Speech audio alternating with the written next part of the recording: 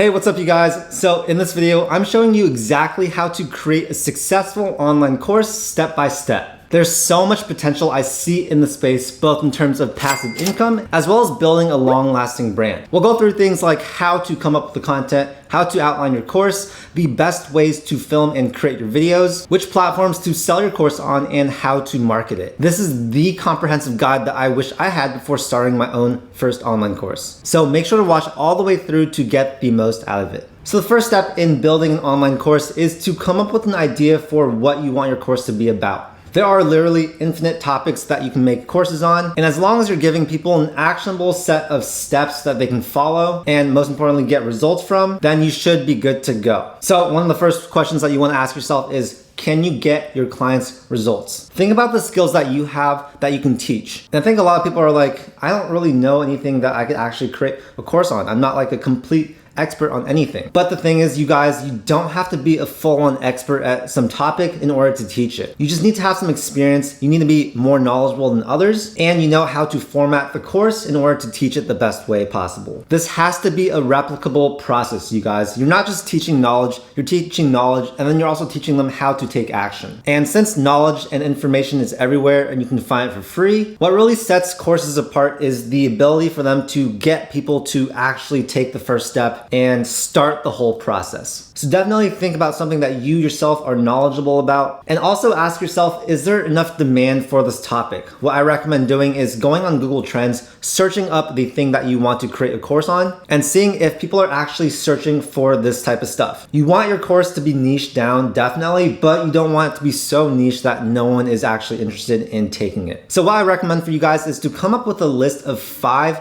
topics that your course could be about. Write those things down and then really think about what you can teach for each of those. If you think it is a replicable process that you are able to teach, then put a check mark next to it. But if it's something that you can't really teach or that you aren't really interested in, just cross it out for now and narrow that list down to one topic that you want to start with. So the second step in building your online course is to outline your whole course. This is super important because I've seen a lot of courses with great ideas, but then you look at their outline and it just does not make any sense why they're teaching it in that specific order. Your outline is literally the foundation of your course, and if you don't get the outline right, then you just can't build a good, solid course. So your outline, it definitely needs to be thorough. The order needs to make a lot of sense, right? You're not going to start teaching about advanced topics at the beginning. You're going to actually first give an intro. You're going to talk about yourself. You're going to talk about what the course is about, and then you're going to go into more beginner-friendly things at the start. Then you're going to work your way towards the whole process from A to Z, and that's probably going to involve the more complex and advanced strategies near the end. You'll want to break your course into different modules, and each module is going to have different videos and different sections that relate properly to that module. So now I'm going to take you guys through the outline of my first course, my 6-figure YouTube Academy.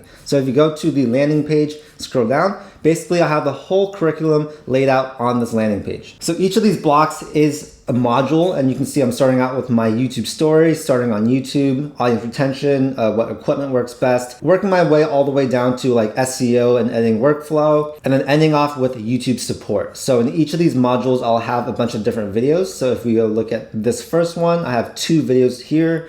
This one has 5 separate videos. And then here we have monetizing your channel. Basically, all these videos are about how to create income using your YouTube channel. Here is SEO and keyword optimization. So all these videos are relating to that. And I think spending a lot of time on this outline was extremely important when building out this course. Because if you do your outline wrong, then the whole course is not going to make any sense. And your students are going to be like, what is this course about? Like, why are these steps in this order? So definitely spend a lot of time on this. I'd recommend spending at least 1 to 3 days outlining your course. The next thing you guys need to do is to pre-sell your course. And a lot of people will skip this step.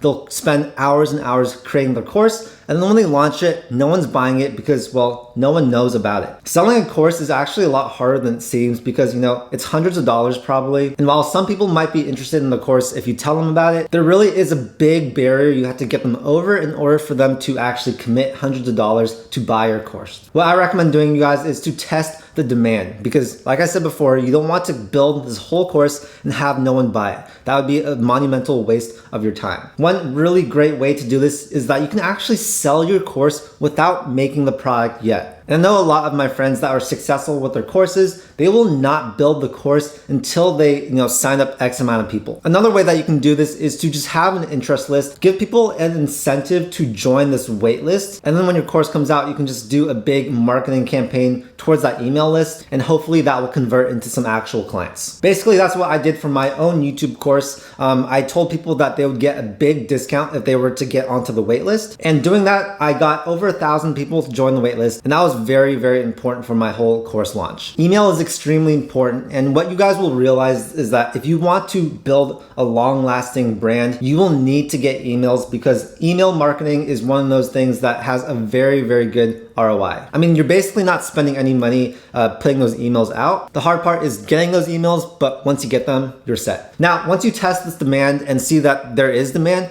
make the course. If there is no demand, then rethink your course topic and perhaps choose something else that might sell better. Another great way to sell your course before actually making it is to create some type of freebie. Now with a freebie, this could be something like a free PDF of the best YouTube niches. Tell people that you'll give them this freebie if they enter in their email, and what that does is you're exchanging that free information for their email. And if they're interested in getting that free PDF, well then obviously they are interested in your course topic. So that should be pretty good when it comes to launching your course. And of course, the other strategy, this works really well with high ticket items that cost over $1,000, is to create some type of webinar. A webinar is basically a free lecture where you give tons of information, tons of value to your audience. At the end of that webinar, you're selling them on your full price course. And I find that that tends to do really well for more expensive courses.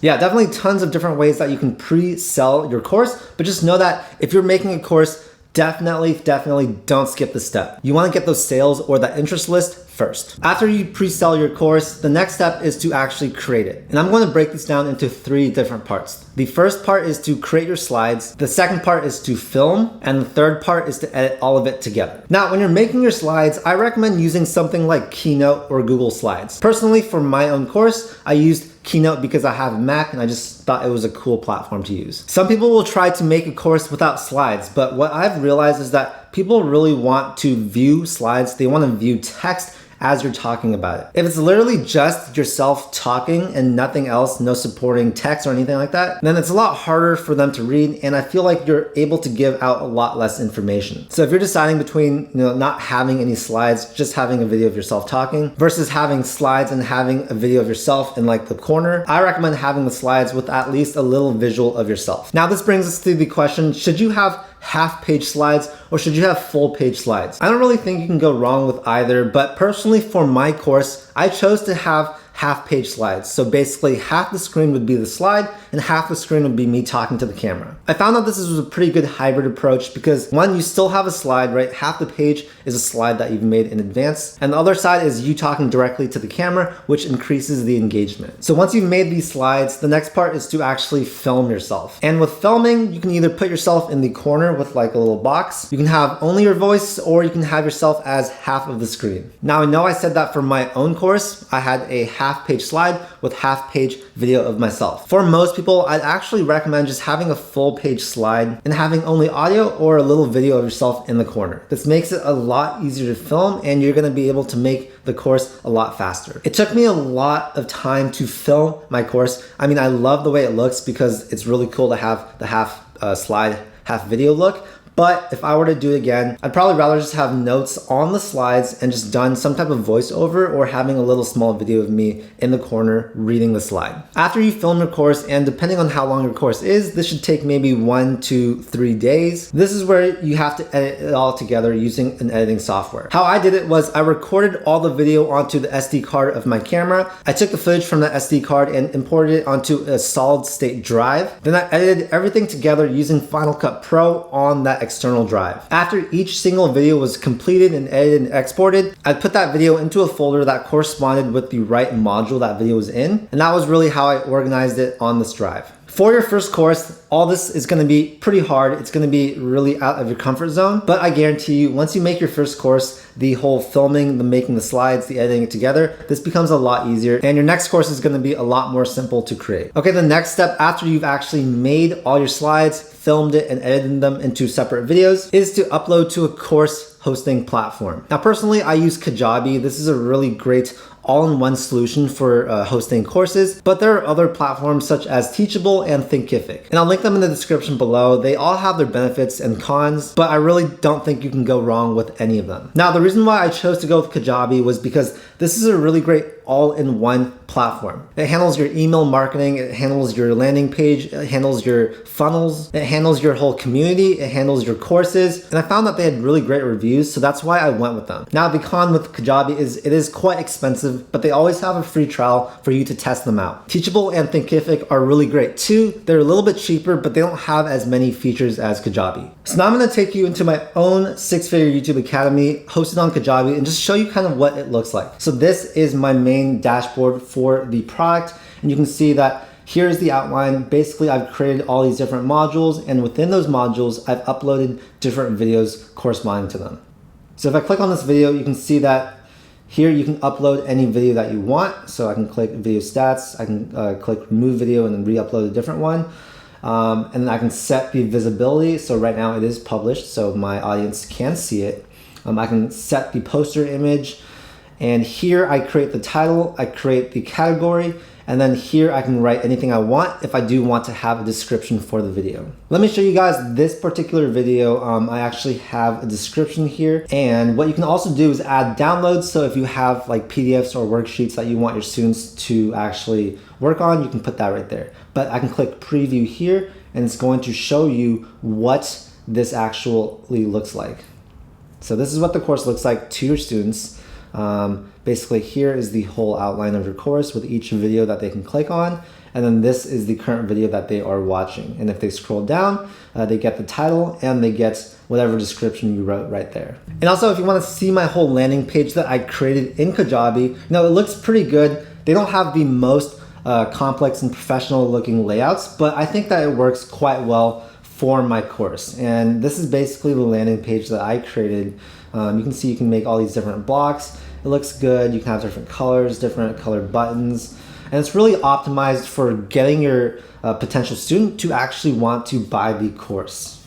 Here is my outline, and over here I have some more blocks here, and of course another enroll now button. So basically, yeah, this is what my whole landing page looks like. Yours could be different. They have different themes that you can choose, but this is just an example of one page that was created using Kajabi. Okay, so now after you've uploaded your whole course onto your course platform and named every video, organized everything the way it should be, now it's time to actually launch it and hopefully get your first sales. This is why that pre-sale that we did earlier on was so important, right? Because if you don't have that, then your launch is a lot less likely to be successful. Most of your first clients, most of your first students are going to come from your email list. Unless you have a huge social media following, then you might be able to get students from there. But for most people, email marketing is the way to get your first students. Now, what I recommend you guys try and do is to run some type of promotion with a big discount for your email list. Give them a reason that they should buy it right now and give them some scarcity. One thing you can say is, I'm going to stop selling this after 3 days because this is the initial launch and this is my first batch of students. Once you get sales in those 3 days, you can close off enrollment, ask for feedback, and actually improve the course for your next batch of students. You'll notice that a huge amount of your sales will come from your initial launch, and once that launch is over, you might not have sales for quite a while. And this is where that continual marketing of your course comes in. You want to always have people discovering your course and getting in on it. One really great way to do this is to have a freebie, like I said earlier. Run ads to this freebie or run ads to a webinar and have them join it. And that way you can get new leads for your course continuously. Create some type of email campaign that puts them on like a 5 email drip, and always